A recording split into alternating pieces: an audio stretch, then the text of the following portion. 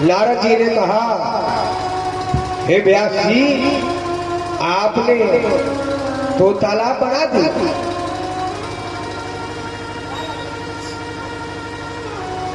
लेकिन आपने जो तालाब बनाई ना, जो सरोवर बना दिए, आपने सरोवर को काक तीर्थ बना दिया। इस पर केवल कौवे आकर के स्नान करेंगे, और जिस तालाब पर कौवे स्नान करते वहां हंस जाया नहीं करते।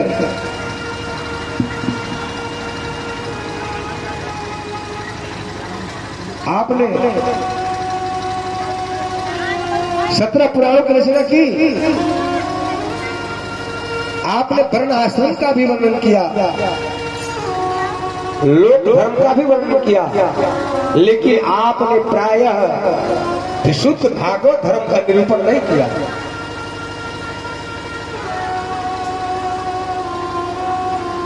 आपने झगड़ा लगा दिया। विष्णु पुराण में लिखते हैं कि भगवान विष्णु ने सृष्टि किया, विष्णु ही सब कुछ करने वाले हैं। देवी भागवत लिखते हैं तो लिखते हैं कि देवी जगदम्बा से सृष्टि हुई। शिव पुराण लिखते हैं तो उसमें लिखते हैं कि भगवान शिव से ही सृष्टि हुई।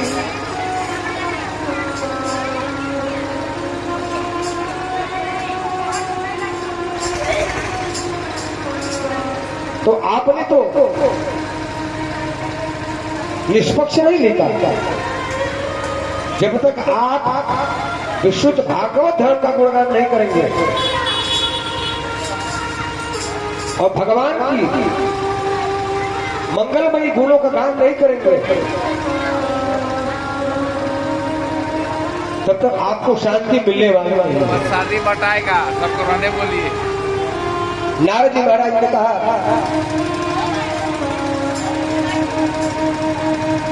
व्यास जी महाराज, आप ऐसे ग्रंथ की रचना करें जिसे भक्त, ज्ञानी, वैराग्यवान पुरुष सब एक जगह बैठ करके और उसका लाभ ले।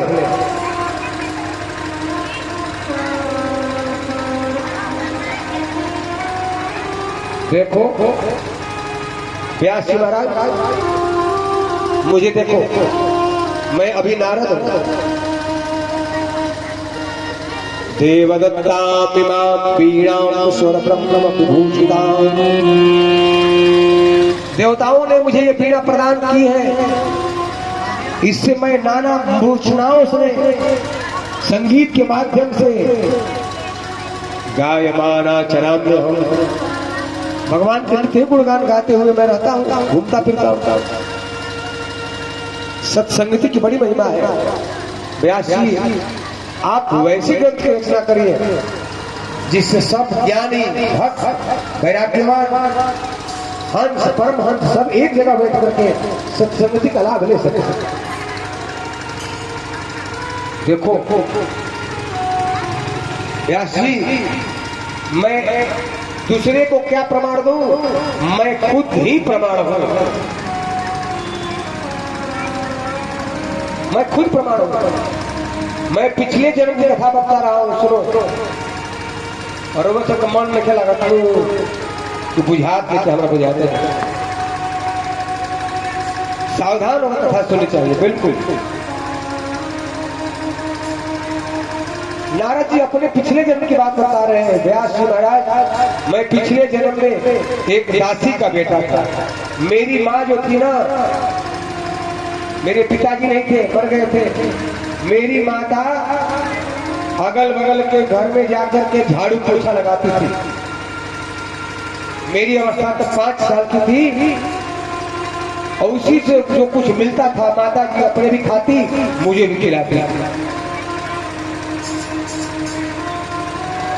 वर्षा ऋतु आ गई। उस गांव में एक ब्राह्मण देवता थे, उनके यहाँ कुछ संत महात्मागण पधार गए।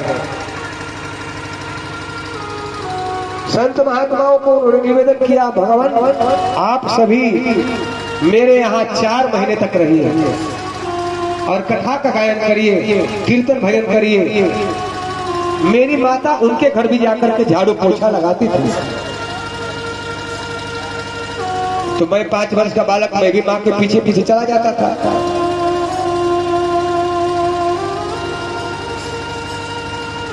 मेरी माता जी बर्तन मल लेती, साफ कर देती थी, झाड़ू पोछा कर देती थी, संत महात्माओं की सेवा कर देती थी।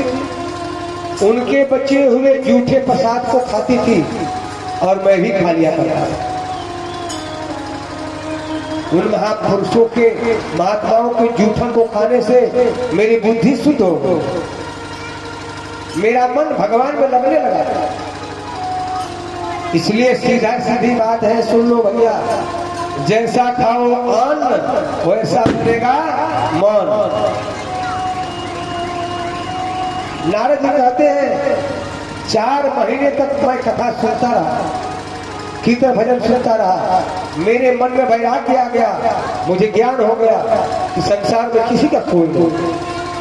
जब लोग जाने लगे, महात्मा लोग अपने अपने यहाँ,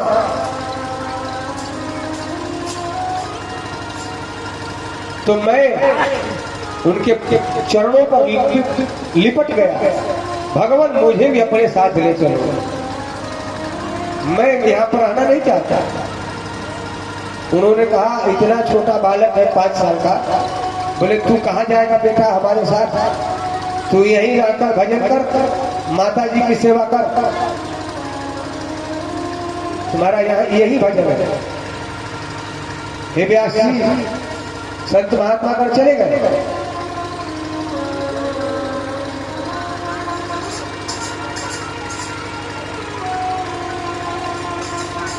अब मैं तो माता जी के बंधन में पड़ गया था, सोचता कब माता जी का शरीर छूटे